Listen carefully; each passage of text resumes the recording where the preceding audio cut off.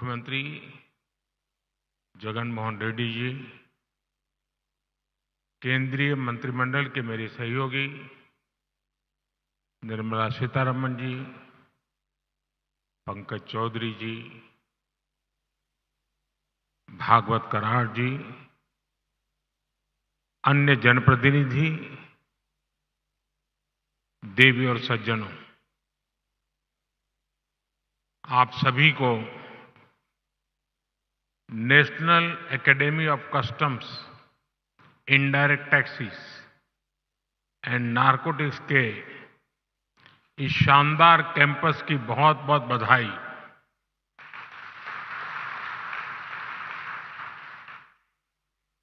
जिस श्री सत्य साई जिले में जिस क्षेत्र में एक कैंपस बना है वो अपने आप में विशेष है। ये क्षेत्र अध्यात्म, राष्ट्र निर्माण और सुशासन से जुड़ी हमारी विरासत का प्रतिनिधित्व करता है। आप सब जानते हैं कि पुट्टपर्ती में श्री सत्य साईं बाबा की जन्मस्थली है। ये महान स्वतंत्रता सेनानी पद्मश्री श्री कल्लुल सुब्बाराव की भूमि है।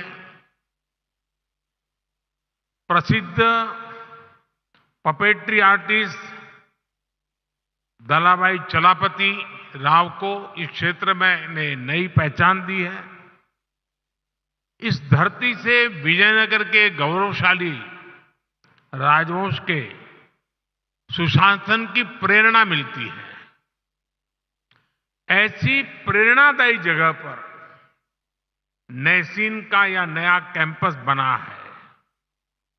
मुझे विश्वास है ये कैंपस गुड गवर्नेंस के नए आयाम गढ़ेगा, देश में ट्रेड और इंडस्ट्री को नई गति देगा। साथियों, आज तिरुवल्लुवर दिवस भी है। संत तिरुवल्लुवर ने कहा था, उरु पोरुलम उल्गु पोरुलम तन्वोन्नार तिरुपोलम वेंदन पोळु, यानी राजस्व के रूप में प्राप्त राजकीय कर और शत्रु से जीते हुए धन पर राजा का ही अधिकार होता है। अब लोकतंत्र में राजा तो होते नहीं, राजा तो प्रजा होती है और सरकार प्रजा की सेवा का काम करती है। इसलिए सरकार को पर्याप्त राजस्व मिलता रहे, उसमें आपकी बहुत बड़ी भूमिका है। साथियों, यहां आने से पहले मुझे पवित्र लेपाक्षी में वीरभद्र मंदिर जाने का सौभाग्य मिला है। मंदिर में मुझे रंगनाथा रामायण सुनने का अवसर मिला। मैंने वहां भक्तों के साथ भजन कीर्तन में भी हिस्सा लिया। मान्यता का है कि यहीं पास में भगवान श्री राम का जटायु से संवाद हुआ था। आप जानते हैं कि अयोध्या में श्री राम के भव्य मंदिर में प्राण प्रतिष्ठा से पूर्व मेरा 11 दिन का व्रत अनुष्ठान चल रहा है। ऐसी पुण्य अवधि में यहां ईश्वर से साक्षात आशीर्वाद पाकर मैं धन्य हो गया। आजकल तो पूरा देश राममय है, राम जी की भक्ति में सराबोर है। लेकिन साथियों, प्रभु श्री राम का जीवन विस्तार, उनकी प्रेरणा, आस्था भक्ति के दायरे से कहीं ज्यादा है। प्रभु राम गवर्नेंस के, समाज जीवन में सुशासन के ऐसे प्रतीक हैं जो आपके संस्थान के लिए भी बहुत बड़ी प्रेरणा बन सकते हैं। साथियों, महात्मा गांधी कहते थे कि राम राज्य का विचार ही सच्चे लोकतंत्र का विचार है। गांधी जी ने ऐसा कहने के पीछे वर्षों का उनका अध्ययन था, उनका दर्शन था। राम राज्य यानी एक ऐसा लोकतंत्र जहां हर नागरिक की आवाज सुनी जाती थी और उसे उचित सम्मान मिलता था। राम राज्य वासियों से कहा गया है, जो राम राज्य के निवासी थे, वहां के नागरिक थे, उनके लिए कहा गया है, राम राज्यवासी त्वम प्रोच्छस्वते शिरम न्यायार्थम युद्धस्व सर्वेषु समम चर परिपालय दुर्बलम विद्धि धर्मवरम प्रोच्चयस्वते शिरम राम राज्यवासीत्वम। अर्थात राम राज्यवासियों, अपना मस्तक ऊंचा रखो, न्याय के लिए लड़ो, सबको समान मानो, कमजोर की रक्षा करो, धर्म को सबसे ऊंचा जानो, अपना मस्तक ऊंचा रखो, तुम राम राज्य के वासी हो। राम राज्य सुशासन के इन्हीं 4 स्तंभों पर खड़ा था, जहां सम्मान से, बिना भय के हर कोई सिर ऊंचा करके चल सके, जहां हर नागरिक के साथ समान व्यवहार हो, जहां कमजोर की सुरक्षा हो और जहां धर्म यानी कर्तव्य सर्वोपरि हो। आज 21वीं सदी के आपके आधुनिक संस्थान के 4 सबसे बड़े ध्येय यही तो है। एक, एडमिनिस्ट्रेटर के रूप में रूल्स और रेगुलेशंस को लागू करने वाली इकाई के रूप में आपको इस बात को हमेशा याद रखना है। साथियों, नैसिन का रोल देश को एक आधुनिक इकोसिस्टम देने का है। एक ऐसा इकोसिस्टम जो देश में व्यापार कारोबार को आसान बना सके, जो भारत को ग्लोबल ट्रेड का अहम पार्टनर बनाने के लिए और फ्रेंडली माहौल बना सके, जो टैक्स, कस्टम्स, नारकोटिक्स जैसे विषयों के माध्यम से देश में ईज ऑफ डूइंग बिजनेस को प्रमोट करे और जो गलत प्रैक्टिसेस से सख्ती से निपटे। थोड़ी देर पहले मैं कुछ नौजवान युवा ट्रेनी अफसरों से भी मिला हूं।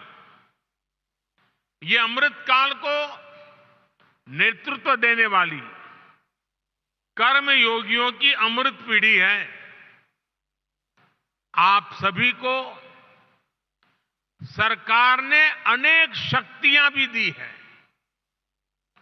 इस शक्ति का उपयोग आपके विवेक पर निर्भर करता है और इसमें भी आपको प्रेरणा प्रभु श्री राम के जीवन से मिलेगी।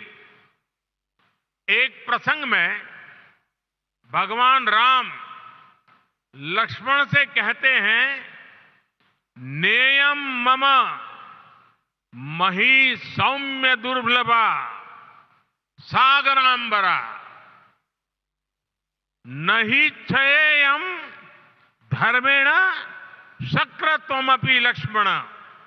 यानी मैं चाहूं तो सागर से घिरी ये धरती भी मेरे लिए दुर्लभ नहीं है, लेकिन अधर्म के रास्ते पर चलते हुए अगर मुझे इंद्रप्रस्थ भी मिले तो मैं स्वीकार नहीं करूंगा। हम तो अक्सर देखते हैं कि छोटे छोटे लालच में ही कई बार लोग अपने कर्तव्य, अपनी शपथ को भूल जाते हैं।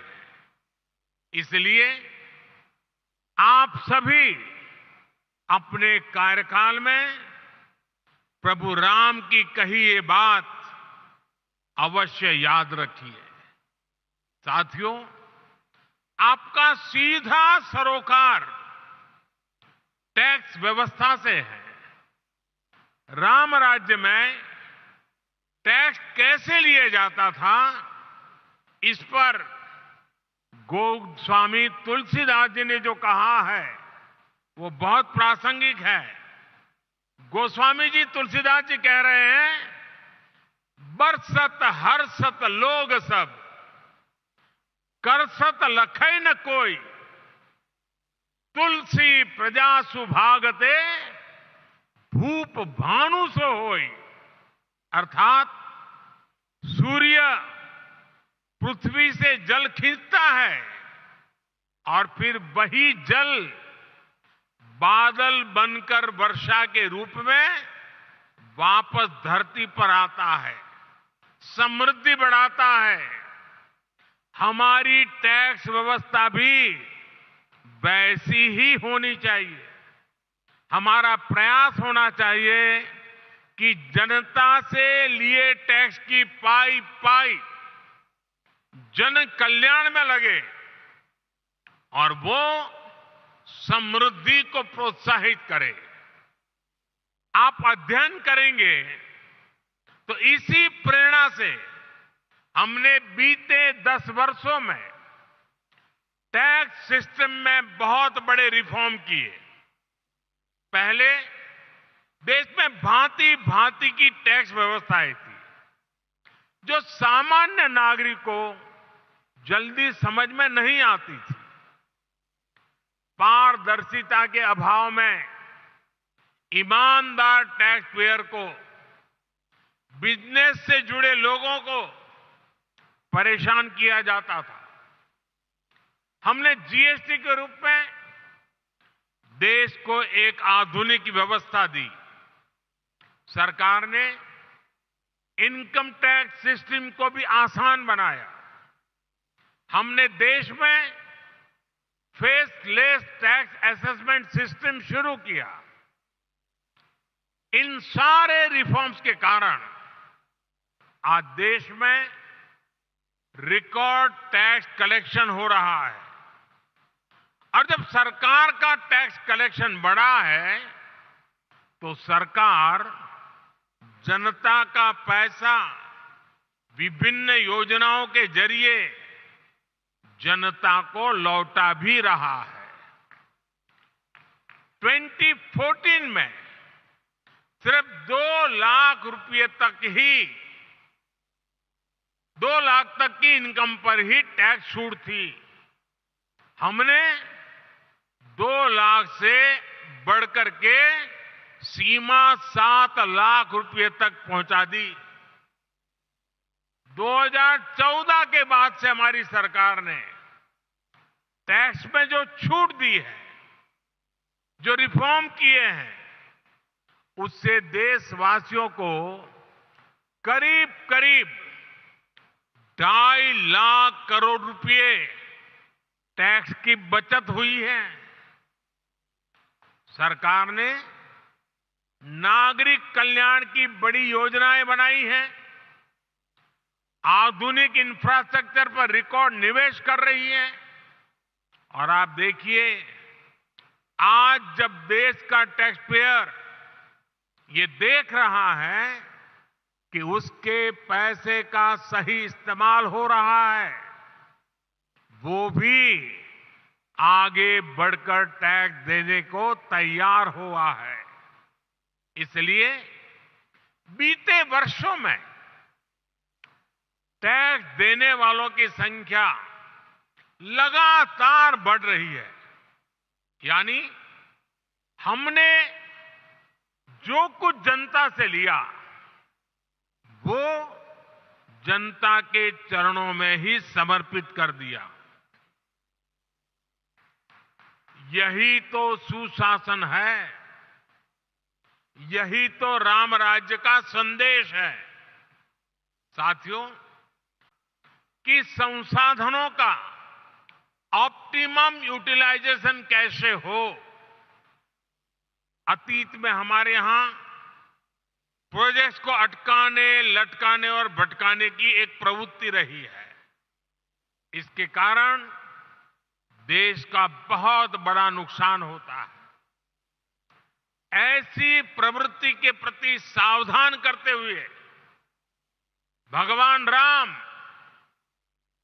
भरत से कहते हैं, और वो बड़ा इंटरेस्टिंग बातचीत है भरत और राम के बीच की। राम भरत से कहते हैं, कच्चिदर्थम विनिश्चित्य लघु मूलम महोदयम क्षिप्र भार भसे कर तुम न दीर्घयसी राघव। अर्थात मुझे विश्वास है कि तुम ऐसे कामों को बिना समय गंवाए पूरे करते हो जिनमें लागत कम और उसके लाभ अधिक है। बीते 10 वर्षों में हमारी सरकार ने भी लागत का ध्यान रखा है और योजनाओं को समय पर पूरा करने पर जोर दिया है। साथियों, गोस्वामी तुलसीदास जी कहते हैं, माली भानु किसान सम, माली भानु किसान सम नीति निपुण नरपाल, प्रजा भाग बस होहिंगे कबहू कलिकाल। यानी सरकार में माली, सूर्य और किसान जैसे गुण होने चाहिए। माली कमजोर पौधों को सहारा देता है, उसका पोषण करता है, उसके हक के पोषण को लूटने वाले को हटाता है। वैसे ही सरकार को, सिस्टम को गरीब से गरीब का संबल बनना चाहिए, उन्हें सशक्त करना चाहिए। सूर्य भी अंधेरे का नाश करता है, वातावरण की शुद्धि करता है और बारिश में मदद करता है।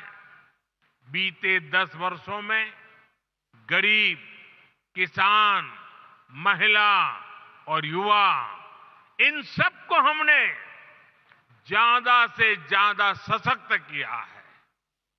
हमारी योजनाओं के केंद्र में वही लोग सर्वोपरि रहे हैं जो वंचित थे, शोषित थे, समाज के अंतिम पायदान पर खड़े थे। बीते 10 वर्षों में लगभग 10 करोड़ फर्जी नामों को हमने कागजों से बाहर किया है। आज दिल्ली से निकला एक एक पैसा उस लाभार्थी के बैंक अकाउंट में पहुंचता है जो इसका हकदार है। भ्रष्टाचार के विरुद्ध लड़ाई, भ्रष्टाचारियों पर एक्शन सरकार की प्राथमिकता रही है। आप सभी को इन्हीं प्राथमिकताओं को ध्यान में रखकर अपना कार्य करना ही चाहिए। साथियों, राष्ट्र के विकास के लिए राज्य का विकास, इस भावना के साथ जो काम हुआ है, इसके सुखद परिणाम आज हमें मिल रहे हैं। आपको कल रिलीज हुई नीति आयोग की ताजा रिपोर्ट की जानकारी अवश्य हुई होगी। जब कोई सरकार गरीबों के प्रति संवेदनशील होती है, जब कोई सरकार साफ नीयत से गरीबों की परेशानी दूर करने के लिए काम करती है, तो उसके परिणाम भी निकलते हैं। नीति आयोग ने कहा है कि हमारी सरकार के 9 साल में देश में करीब करीब 25 करोड़ लोग गरीबी से बाहर निकले हैं। जिस देश में दशकों तक गरीबी हटाओ के नारे दिए जाते रहे, उस देश में सिर्फ 9 साल में करीब 25 करोड़ लोगों का गरीबी से बाहर निकलना ऐतिहासिक है, अभूतपूर्व है।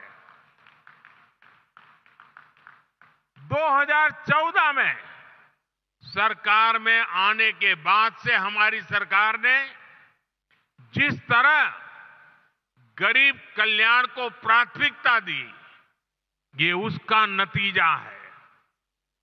मेरा हमेशा से ये मानना है कि देश के गरीब में वो सामर्थ्य है कि अगर उसे साधन दिए जाएं, संसाधन दिए जाएं, तो वो गरीबी को खुद परास्त कर देगा। आज हम यही होता हुआ देख रहे हैं।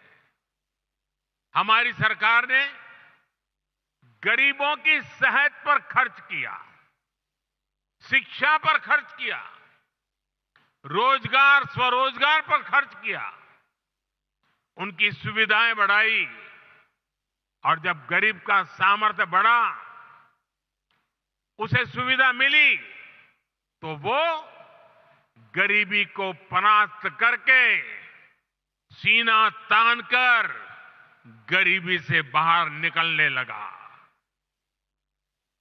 22 जनवरी को अयोध्या में राम मंदिर में प्राण प्रतिष्ठा से पहले एक और शुभ समाचार देश को मिला है।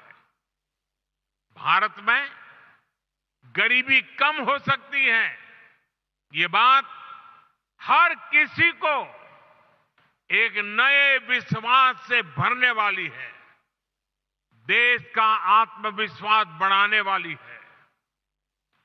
भारत में कम होती है गरीबी, देश में नियो मिडिल क्लास का दायरा भी लगातार बढ़ा रही है। आप इकोनॉमी की दुनिया के लोग जानते हैं कि नियो मिडिल क्लास का बढ़ता हुआ ये दायरा इकोनॉमिक एक्टिविटीज को कितना ज्यादा बढ़ाने जा रहा है। निश्चित तौर पर ऐसे में आपको नैसीन को और ज्यादा गंभीरता के साथ अपना दायित्व निभाना है। साथियों, आपको याद होगा, लाल किले से मैंने सबका प्रयास की बात कही थी। सबका प्रयास का महत्व क्या होता है, इसका उत्तर भी हमें प्रभु श्री राम के जीवन से ही मिलता है। श्री राम के सामने विद्वान, बलशाली और संपन्न लंकाधिपति रावण की विराट चुनौती थी। इसके लिए उन्होंने छोटे छोटे संसाधनों, हर प्रकार के जीवों को इकट्ठा किया। उनके साझे प्रयासों को एक विराट शक्ति में बदला और अंत में सफलता राम जी को ही मिली। ऐसे ही विकसित भारत के निर्माण में भी हर अधिकारी, हर कर्मचारी, हर नागरिक की अहम भूमिका है। देश में आय के साधन बढ़े, देश में निवेश बढ़े, देश में व्यापार कारोबार करना आसान हो, इसके लिए हम सभी को मिलकर काम करना है। सबका प्रयास, इस मंत्र को लेकर के चलना है। नैसीन का यह नया कैंपस अमृत काल में सुशासन की प्रेरणा स्थली बने, इसी कामना के साथ आप सभी को फिर से बहुत बहुत बधाई, धन्यवाद।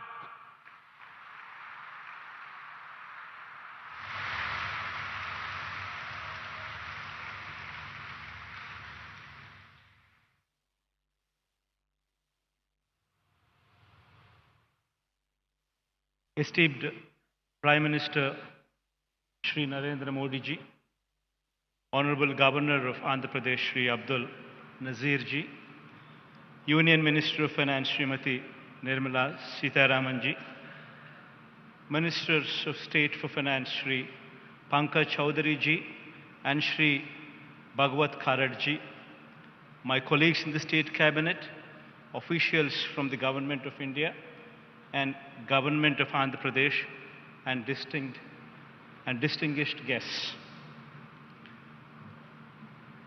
It is indeed a privilege to participate in the inaugural event of the second campus of the National Academy of Customs, Indirect Taxes and Narcotics, NACIN, a preeminent institution that enables comprehensive training and capacity building in the fields of customs, indirect taxes, and narcotics control. For officers representing various entities such as CBIC, Narcotics Control Bureau, and so forth.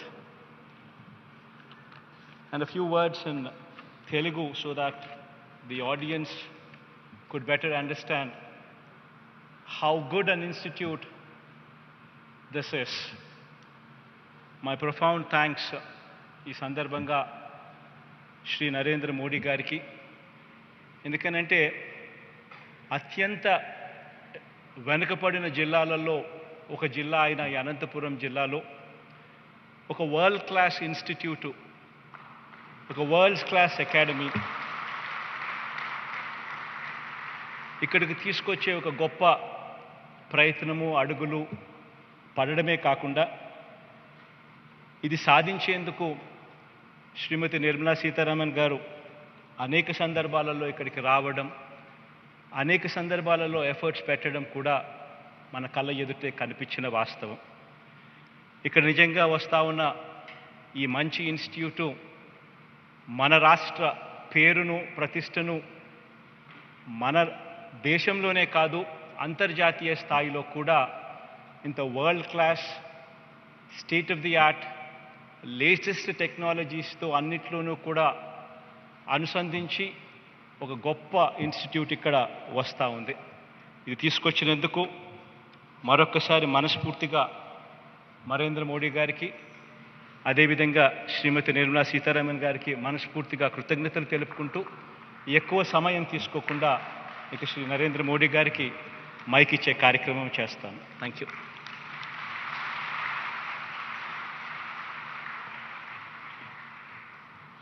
Thank you, Honorable Chief Minister. Moving ahead with the program, we would like to tell you that Nasin has been given the Utkrisht rating by the Capacity Building Commission under Mission Karmyogi. This accreditation reflects the resolve of this academy to work towards achieving excellence. I now request the Honorable Prime Minister to hand over the accreditation certificate to Director General Nasin, Dr. K.N. Raghavan.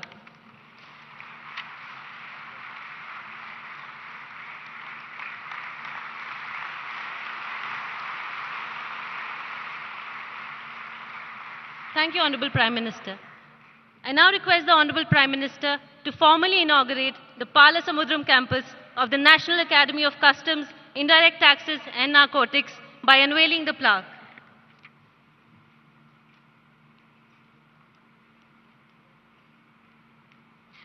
This will be followed by a short film about Nasin Palasamudram.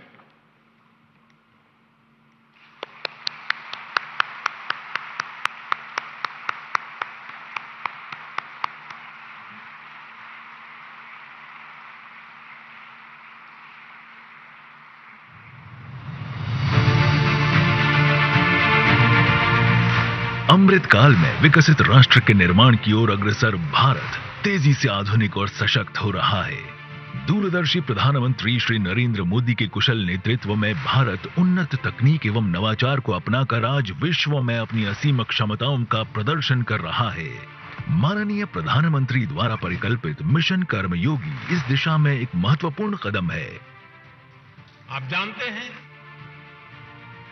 कि मैंने हमेशा capacity building पर कितना जोर दिया है। मुझे खुशी है कि आज आप सब सिविल सर्वेंट्स के बीच मिशन कर्मयोगी एक बड़ा अभियान बन चुका है। मिशन कर्मयोगी का मकसद है सिविल सर्वेंट्स के फुल पोटेंशियल का उपयोग करना। मिशन कर्मयोगी को गति देने में केंद्रीय अप्रत्यक्ष कर और सीमा शुल्क बोर्ड सीबीआईसी सदैव अग्रणी रहा है। सीबीआईसी अप्रत्यक्ष करों का संग्रहण एवं संबंधित नीतियां बनाकर देश की आर्थिक प्रगति में महत्वपूर्ण योगदान देता है। राष्ट्रीय सीमा शुल्क, अप्रत्यक्ष कर एवं नारकोटिक्स अकादमी नासिन सीमा शुल्क, अप्रत्यक्ष कर और नारकोटिक्स के क्षेत्र में विभागीय अधिकारियों के प्रशिक्षण हेतु सीबीआईसी का शीर्ष प्रशिक्षण संस्थान है तथा राष्ट्रीय और अंतर्राष्ट्रीय स्तर पर क्षमता निर्माण का मुख्य केंद्र है। नासिन ने कोऑपरेटिव फेडरलिज्म को सार्थक करते हुए केंद्रीय अधिकारियों ही नहीं अपितु राज्यों के हजारों अधिकारियों, व्यापार संस्थाओं, भागीदार एजेंसियों और अन्य विदेशी अधिकारियों को भी प्रशिक्षित किया है। अकादमी WCO, ब्रिक्स आदि वैश्विक निकायों और मित्र देशों के साथ अपेक्षित प्रशिक्षण और सहयोग भी करती है। ये WCO, UNEP, UNODC एवं SASEC के लिए अंतर्राष्ट्रीय स्तर पर मान्यता प्राप्त प्रशिक्षण अकादमी है। नए भविष्य के सशक्त आधार हेतु यह संस्थान आर्टिफिशियल इंटेलिजेंस के कई प्रशिक्षणों का आयोजन भी करती है। नासिन की भूमिका और जिम्मेदारियों के विस्तार के साथ वृहद क्षेत्र में एक नए एवं आधुनिक अकादमी की आवश्यकता को महसूस किया गया। ये तलाश समाप्त हुई पालसमुद्रम में। एक मनोरम गांव और पालसमुद्रम नाम के ही तालाब से लगा 500 एकड़ का यह व्यापक क्षेत्र बेंगलुरु एयरपोर्ट से 90 मिनट की दूरी पर है। पूर्ण तत्परता के साथ जून 2022 में इसका निर्माण शुरू हुआ और मात्र 17 महीनों के भीतर ये नया परिसर आज माननीय प्रधानमंत्री श्री नरेंद्र मोदी द्वारा देश को समर्पित किया जा रहा है। परिसर में अत्याधुनिक सुविधाएं हैं जिनमें smart classroom, state of the art sports facilities और इमर्सिव लर्निंग सेंटर शामिल है। GRIHA 5 स्टार रेटिंग मानदंडों के अनुरूप निर्मित यह परिसर एक सेल्फ सस्टेनेबल और इको फ्रेंडली केंद्र है। इलेक्ट्रिक वाहनों की परिचालन सुविधा, सौर ऊर्जा से संचालित ऊर्जा उत्पादन और जल संरक्षण प्रणालियों जैसी विशेषताओं से लैस ये परिसर शुद्ध शून्य ऊर्जा खपत, नेट जीरो एनर्जी कंजम्पशन के लिए प्रतिबद्ध है। परिसर का निर्माण सामाजिक दायित्व को प्राथमिकता देता है, जो माननीय प्रधानमंत्री की जन भागीदारी की भावना का प्रतीक है। अंत्योदय दर्शन के अनुरूप जनमानस के लिए परिसर में डाकघर, बैंक शाखा, सुपरमार्केट, विद्यालय, अस्पताल आदि आवश्यक सुविधाएं स्थापित की जा रही हैं। मार्च 2022 में आधारशिला रखे जाने के बाद क्षेत्र के विकास के लिए कई सकारात्मक पहल हुई हैं। शीघ्र ही यहाँ होगा एक रेलवे स्टेशन और निकटवर्ती सड़क बनेगी राष्ट्रीय राजमार्ग। लोक सेवकों और अन्य हितधारकों में कौशल निर्माण हेतु समर्पित यह परिसर भारत को वैश्विक पटल पर एक नई पहचान देगा। यह नवीन कौशल विकास के प्रति सरकार की प्रतिबद्धता को प्रदर्शित करता है और हम सभी को कर्तव्य काल में विकसित भारत 2047 के संकल्प में योगदान देने के लिए प्रेरित करता है।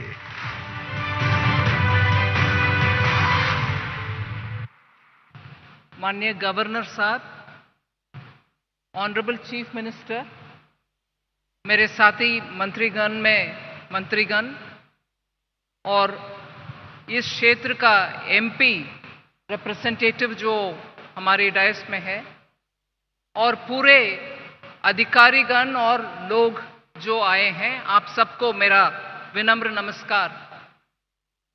Because this is in Andhra Pradesh, I would like to speak a few words in Telugu. ఇది దేశంలోనే అతి ఉన్నతమైన ఒక మంచి ట్రైనింగ్ వ్యవస్థ. భారతదేశంలో రెవెన్యూ సర్వీస్లో వచ్చే అధికారిகள் అందరికీ ఇక్కడ మంచి సదుపాయాలతోటి వాళ్ళకు ట్రైనింగ్ ఇవ్వడానికి ఎలాగ ఐఏఎస్ అధికారి లబాస్నా అంటారు, మసూరీలో వెళ్ళి ట్రైనింగ్ తీసుకుంటారు, ఎలాగ ఐపీఎస్ అధికారి హైదరాబాద్లో ఉన్నటువంటి సర్దార్ పటేల్ ఇన్స్టిట్యూట్లో వెళ్ళి ట్రైనింగ్ చేసుకుంటారో అట్లాగా ఐఆర్ఎస్, అది కూడా కస్టమ్స్, ఇండైరెక్ట్ ట్యాక్సెస్, జిఎస్టీ లాంటి ఆర్ ఎక్సైజ్ డ్యూటీ ఇట్లాంటి క్షేత్రంలో పనిచేసే రెవెన్యూ సర్వీస్ అధికారి అందరికీ ఇక్కడ ట్రైనింగ్ ఇవ్వడానికి ఒక మంచి వ్యవస్థ. ఇది మోడర్న్ వ్యవస్థ. అందువల్ల వరల్డ్ కస్టమ్స్ ఆర్గనైజేషన్ కూడా దీనికి మంచి గుర్తింపు ఇచ్చి ఇక్కడ south east Asian countries and మనం చెప్పే సింగపూర్, థాయిలాండ్, కంబోడియా లాంటి ప్రదేశం నుంచి స్టేట్స్ నుంచి కూడా ఇక్కడ తీసుకొచ్చి వాళ్ళ ఆఫీసర్స్కి ట్రైనింగ్ ఇవ్వగలిగే ఆ స్థాయిలో ఉంది అని గుర్తింపు ఇచ్చారు మన ఈ పాలసముద్రం కేంద్రానికి. ఇది ఇవాళ మన పెద్ద సౌభాగ్యం అని నేను అనుకుంటాను. మాననీయ ప్రధానమంత్రి గారు ఇవాళ ఇక్కడ వచ్చి మనకి ఈ ఇన్స్టిట్యూట్ని దేశానికి అర్పణ చేయడానికి వచ్చారు. వారు బాగా వ్యస్తత బిజీగా ఉన్నటువంటి ఈ టైంలో మనకి టైం ఇచ్చారనే దానికి నేను ఫినాన్స్ మినిస్ట్రీ తరపు నుంచి వారికి నా కృతజ్ఞతలు చెప్పి నా మాటని ముగించేస్తాను. కానీ ఒక్క విషయం, ఆంధ్రప్రదేశ్లో ఉన్నటువంటి ఇక్కడ మనం నిలబడి మాట్లాడే ఆ సందర్భంలో 500 ఎకరం ఆంధ్రప్రదేశ్ గవర్నమెంట్ మనకి ఇవ్వడం, అది కాకుండా ఇంకా ఒక 10 ఏకర్ భూమి స్కూల్ కేంద్రీయ విద్యాలయ పెట్టడానికి పాలసముద్రంలో ఇవ్వడం, అది కాకుండా హంద్రీ నీవా నుంచి డైరెక్ట్గా ఒక నేషనల్ ఇన్స్టిట్యూట్ ఇక్కడ మనం పెడుతున్నాం అనే దానికోసం మంచినీళ్ళు సరఫరాకి కూడా వెంటనే స్టేట్ గవర్నమెంట్ స్పందించడం, 2014 నుంచి ఇవాళ వరకు ఉన్నటువంటి అప్పుడు ఉన్నటువంటి గవర్నమెంట్ అయినా ఇప్పుడు ఉన్నటువంటి గవర్నమెంట్ అయినా మంచి సహకారం ఇవ్వడం వల్ల ఈ పెద్ద ఒక వ్యవస్థ ఇక్కడ మనం చేయగలిగాం. అందువల్ల ఆంధ్రప్రదేశ్ సర్కార్ 2014 నుంచి ఇవాళ వరకు ఉన్నటువంటి గవర్నమెంట్కి నేను నా కృతజ్ఞతను చెప్పించి నా మాటను ముగించేస్తాను. ధన్యవాదాలు.